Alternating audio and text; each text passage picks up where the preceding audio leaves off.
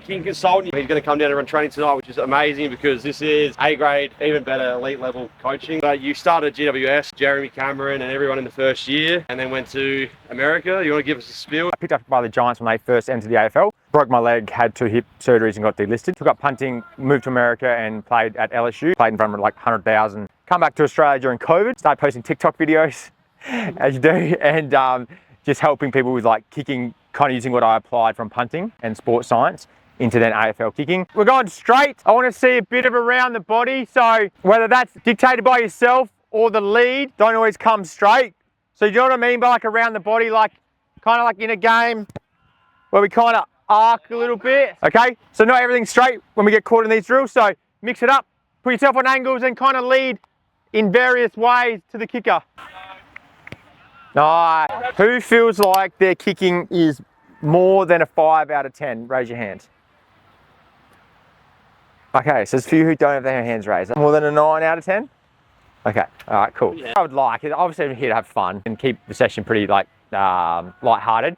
But obviously, there's probably some guys who do want to get something out of it, like guys who kicking isn't above 5 out of 10. So I'm just going to break the kick down into a few different key areas. And hopefully you can take 1 or 2 things away from it. Yeah, if you want to hold yours, perfect. Yep, you stay there. Okay, you can go back in. You can go back in, you can go back in, you can stay. Yeah, you can all, yeah, and then you can stay. You can stay, you guys can go. Okay, so I really, like, it's pretty good because I go to some places and it's all over the shot, like people are holding the ball in different ways.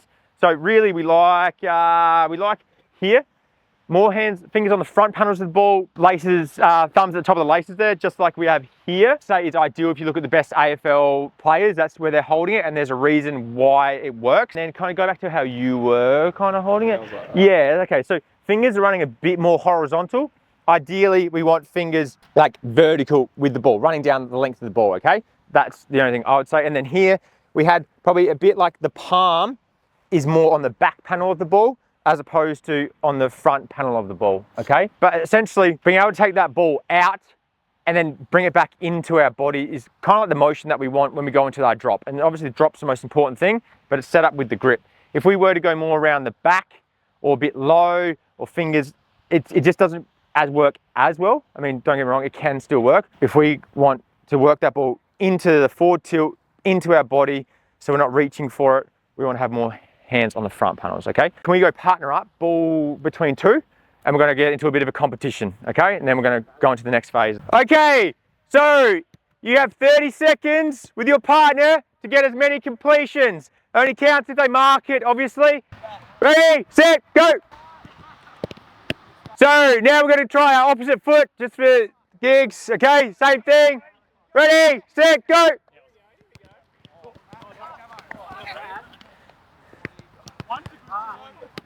How we go on the opposite foot real quick? 6? So, okay, so I like to do like the 2-to-1 ratio. So this is what we used to do with the Giants, like in our warm-ups, like for every 2 kicks on your preferred, do 1 on your opposite. It's just a good way to kind of keep working on it. But you kind of see the disparity between your preferred and your non-preferred. When you do that, you're getting like 10 to 14 on your preferred and maybe 6 to 7 on your opposite. So anyway, keep working on that. So covered the grip.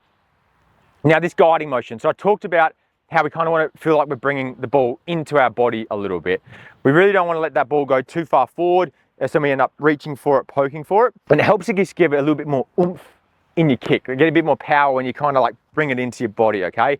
Now if you watch games, you'll see how they actively kind of track that ball down, and it really helps to go to that one-hand ball drop, okay? So ideally, we take that ball out with 2, utilize 2 hands, and then it's that quick guide, right? Other hand comes off, track it down. Now, mostly look pretty good there, but I did see some, especially when we get under the pressure, right? We've got time and we're competing, stuff gets a bit shit. To get that ball in the forward tilt, we need to go arms and then wrist to track it down. Now, I saw some of you, just the ball was almost going the opposite, like starting almost forward tilt, and then we go and we let go and it was actually going backwards, okay? So I want you to feel like you're working the ball into the forward tilt. Like, I used to struggle with those low flat kicks.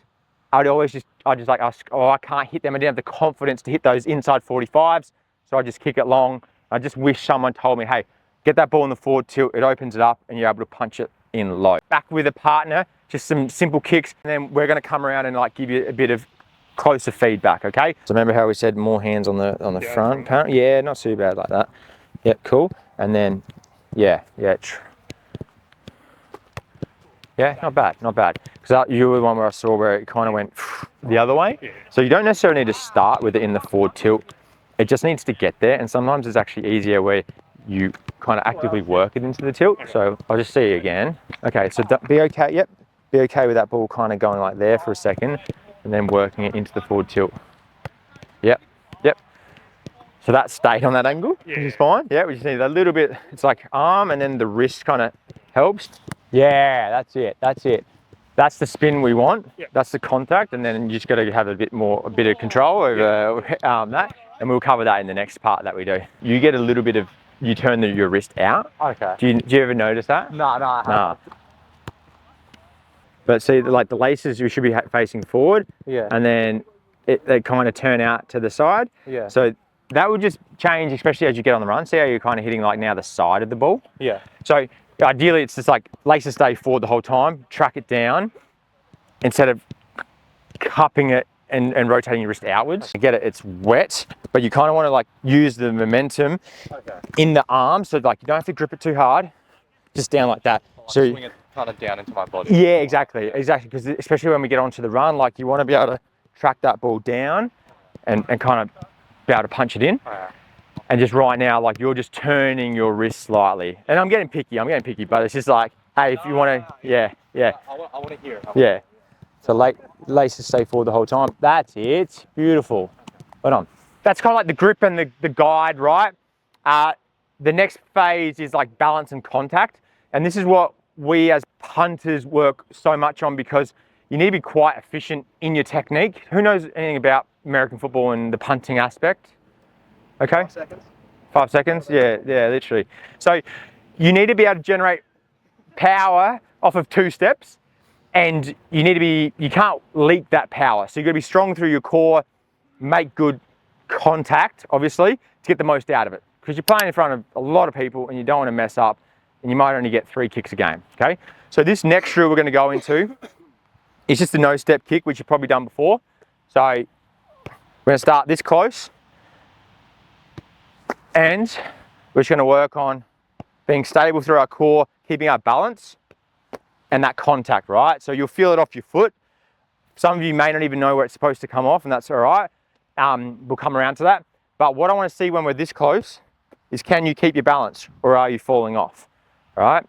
So we can do a bit of a challenge, and it's like, how many kicks can you do where you don't drop your leg? Because we're that good, okay? So keeping our toe pointed at the target, you start to feel your glutes burn a little bit, all right? And then we're going to work further and further back. We're going to go into penetration and then distance, okay? So it's a great drill for working power and distance because there's no momentum. So step, okay? If you're feeling good, if those guys who are feeling good, go your opposite foot. Just have a quick kick on your opposite foot. Leg goes back.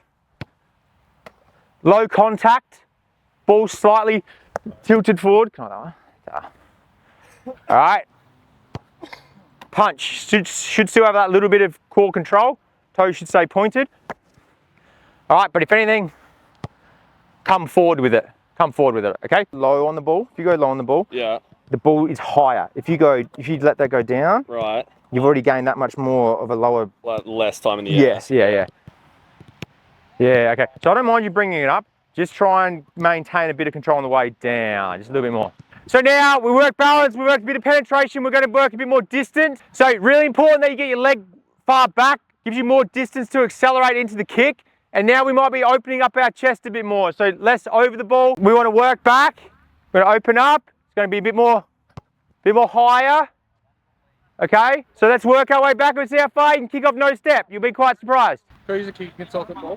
Oh, that's cheating. Okay, mark that. Good. All right. Yeah, because these are designed to go far. As soon as you kick them, they just go. Oh, it's to the man, is it? I don't think I carried. All right, Ollie. Solid contact. Daniel, well done, mate. Good job. So now let's go into some competitive, what I call bubble kicks. Okay, so you're going to be with your partner. I'm going to dictate how you start with the ball, and it's a race to get the ball to your partner. Okay, it's not so much the quick succession. We'll catch the ball and reset. Go! Punch it in. Ooh! Okay, good job. Find the person that you've been kicking with the whole time. Go!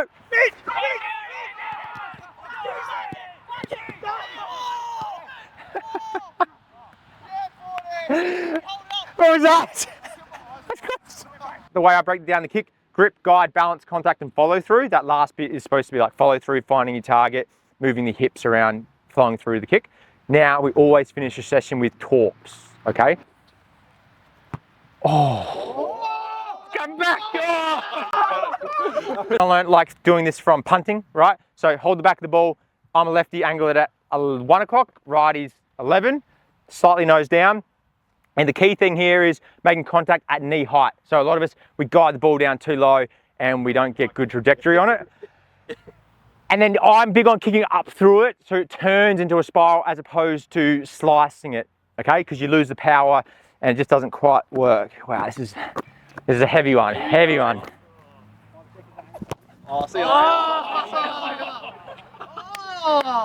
That's done, okay? So everyone who's got a ball, have a shot and let it rip. Thanks for coming out and showing us some skills. We appreciate it.